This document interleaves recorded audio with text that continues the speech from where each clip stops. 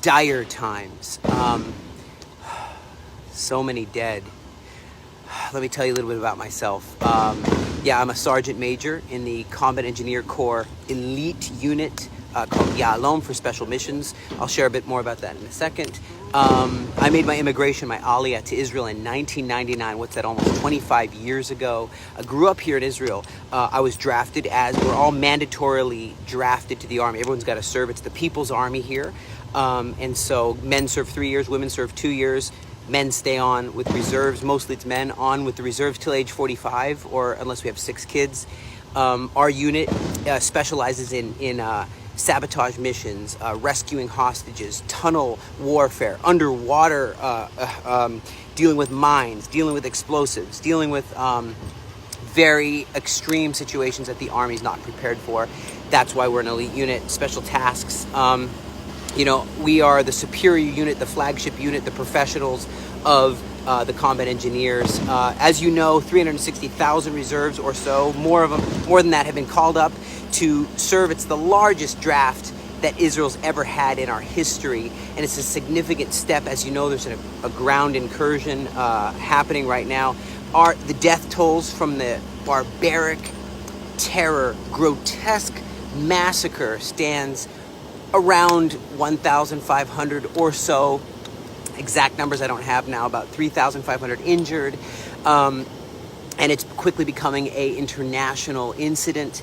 You know, there's Hezbollah have shot rockets, Syria has shot rockets, and even Iran has said they want to weigh in and they want to stop any dismantling of the Hamas. And that is our goal, to dismantle the Hamas entirely. And so, of course, we've asked the innocent Palestinians to evacuate to Sinai, to evacuate to Egypt, and let us remove this evil, dark regime.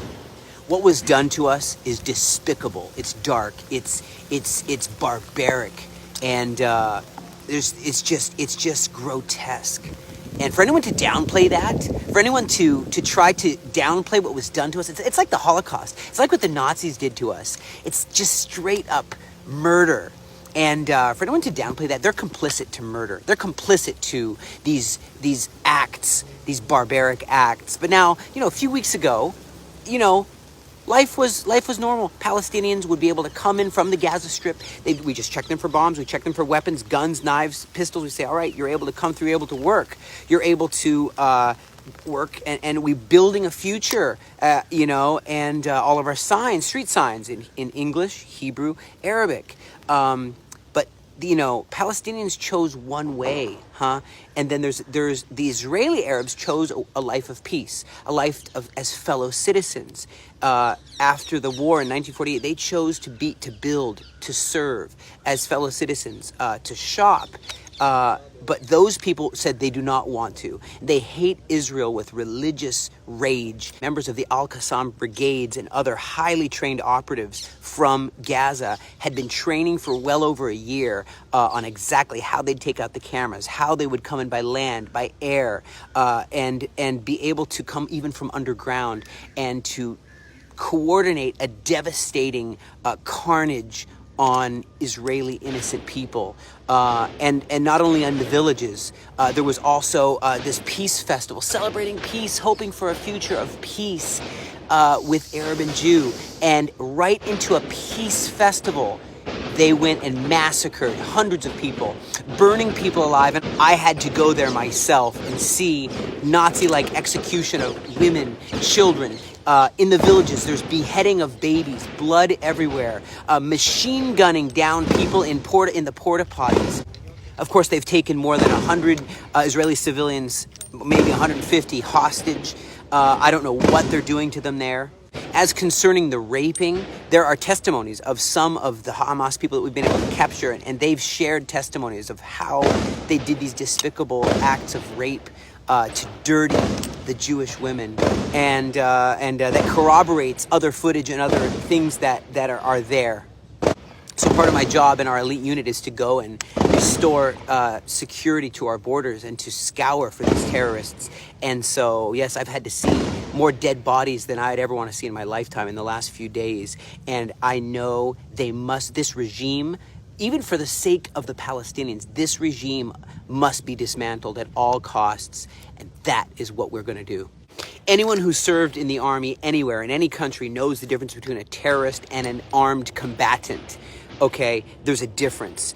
Terrorists are one who engage in active terror, like taking airplanes hostage, murdering people for the sake of murder, trying to overthrow Western society through grotesque acts of violence or to get media attention, taking children hostage, cutting off the heads of children and infants, 40 of them, the very things that have been done and are done all the time as their goal, as their stated goal, and we were able to see some of the plans laid out again for over a year, which show go to this village of innocent people, go take kids, kill children, kill as many as possible, take as many hostages as possible.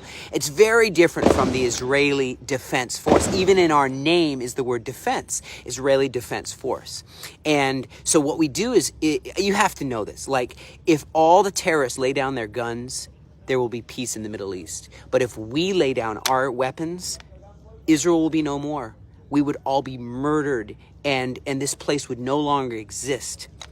I myself, like every soldier, is trained in the Israeli purity of arms, which states that every soldier must take his weaponry and his power, all his defense tools, and use them only to fulfill the mission and solely to the extent required, and maintaining his humanity at every level, even in combat, doing everything in our power to always minimize any casualties of non-combatants. And I've been in many, many missions. I've been in the Second Lebanon War, multiple wars and operations in Gaza. Many things also I'm not allowed to talk about due to security clearance reasons. But we do everything to avoid civilian casualties. We do everything to like dropping leaflets from a plane in Arabic saying, please evacuate this area. This area has rocket launchers underground and will be leveled. Get out of this area, please. Calling, having Arabic speakers call phones, hack phones, and call SMS campaigns over every single one, tracking the SMSs and warning people. I don't know any army in the world who does anything close to this. That's why I'm so proud to serve in the Israel Defense Force. And I would argue we are the most, if not one of the most humanitarian armies on the planet. But we are dealing with an extremely complicated situation right now where terrorists have embedded themselves in civilian areas, underneath hospitals. And we're trying everything we can to minimize the casualties. I know there will be and have been casualties, but just know it's a very complicated and intricately sophisticated situation, and we're doing everything in our power. Our hearts are that no innocents will be hurt ever. You know, my friends here are feeling a roller coaster of emotions, myself included. Shock. How could this even happen? Extreme sadness. We all know, it's a very small country. We all know someone who has been killed, or maybe someone who knows someone who's been kidnapped. And you know, some cousin, some friend who's in the hospital injured. And I was on the phone with a girl just the other day, and she says, you know, she barely made it out with her life from the party, Nova Festival, Peace Festival. And, you know, but then there's this, this determination. We have to end this wicked regime. We have to, for the sake of our kids, for the sake of the future, we cannot stop halfway until the job is complete, until the mission is completed.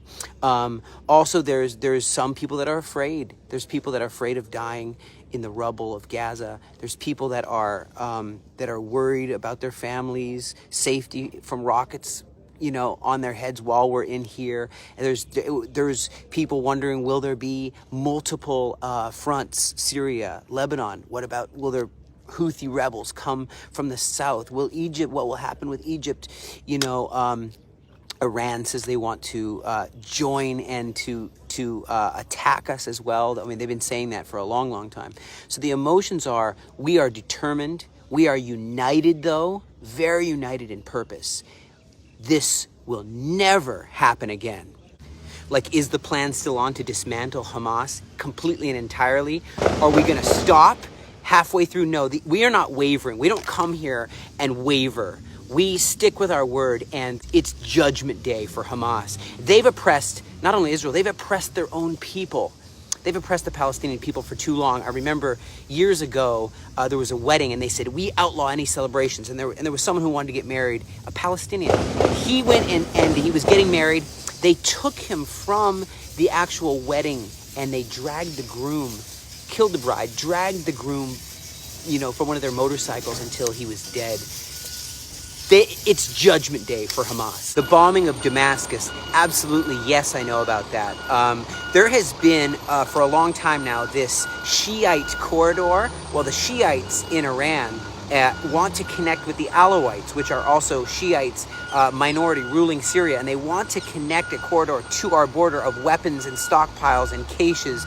And we know about all this. We see it, and we eliminate this supply train, this supply line of weapons and missiles that are going to try to attack us from the Golan Heights, which we, in 1967, the Six-Day War, that came back into the biblical stewardship of, biblically promised stewardship of the sons of Israel. So we stopped that Shiite corridor, and they continually tried to bring it in, and they thought if they bring it into the airport in Aleppo, that it would be okay. But no, we are going to stop it even from coming in there from Iran to Aleppo.